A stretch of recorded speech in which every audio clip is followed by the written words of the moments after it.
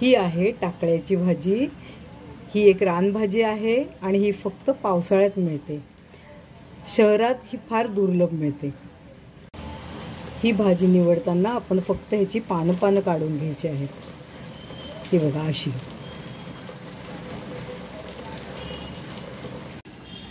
आता ही भाजी आपण स्वच्छ धुवून घेतलेली आहे। आता ही आपण टाकळ्याची भाजी उकळून घेणार आहोत। 5-10 मिनिटांसाठी उकळायची ती, म्हणजे त्यातला उग्रसपणा निघून जातो। आता 5 ते 10 मिनिटं झालेली आहेत आणि भाजी उकळून घेतलेली आहे आपण। आता गॅस बंद करूयात। आता आपण भाजी चाळणीमध्ये नितळून घेऊयात। भाजी थंड होईपर्यंत आपण कांदा आणि मिरची कापून घेऊयात। कढईत थोडं तेल घालून घेऊयात आपण।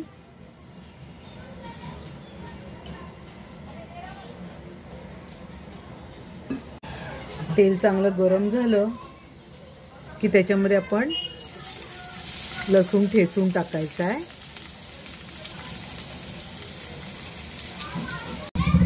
थोडं जिरं टाकायचं आहे। 2-3 हिरव्या मिरच्या कापून घेतल्यात मी आणि त्या पण टाकूयात।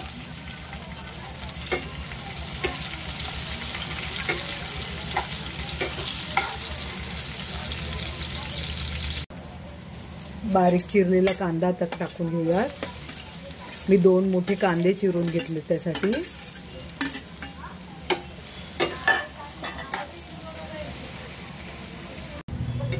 आता कांदा आपला लाल होईपर्यंत आपण भाजीला चिरून घेऊयात। आता ही आपण उकडलेली भाजी चिरून घेऊयात। जेवढी बारीक चिरता येईल तेवढी बारीक चिरायची।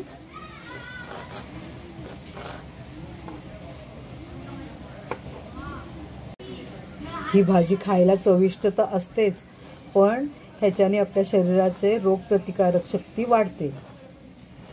त्यामुळे आपण एकदा तरी पावसाळ्यामध्ये ही भाजी नक्की करून खावी। आता आपली भाजी छान बारीक चिरून झालेली आहे आणि कांदा परतला की आपण त्याच्यात टाकूयात।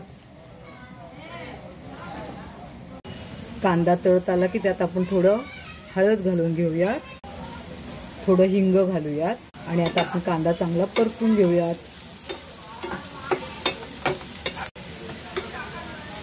या भाजीला कांदा थोडा जास्त घालावा, म्हणजे भाजीची चव जास्त वाढते। आता आपला कांदा चांगला तळत आलेला आहे, त्याच्यात आपण भाजी टाकून घेऊयात। आता आपण भाजी टाकून घेतली, त्याला चांगलं परतून घेऊयात।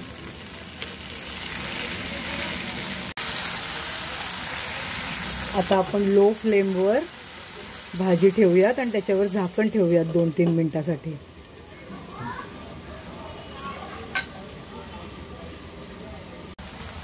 सगळ्यात शेवटी आपण थोडं मीठ टाकून घेऊयात आणि भाजीला चांगलं मिक्स करून घेऊयात।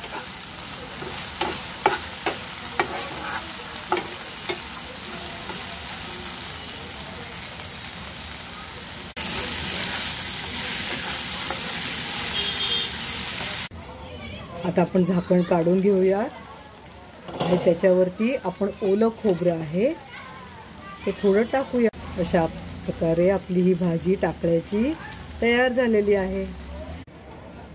ही भाजी तांदळाच्या भाकरीबरोबर खूप छान लागते, पण तुम्ही ज्वारी, बाजरी कुठल्याही भाकरीबरोबर खाऊ शकता।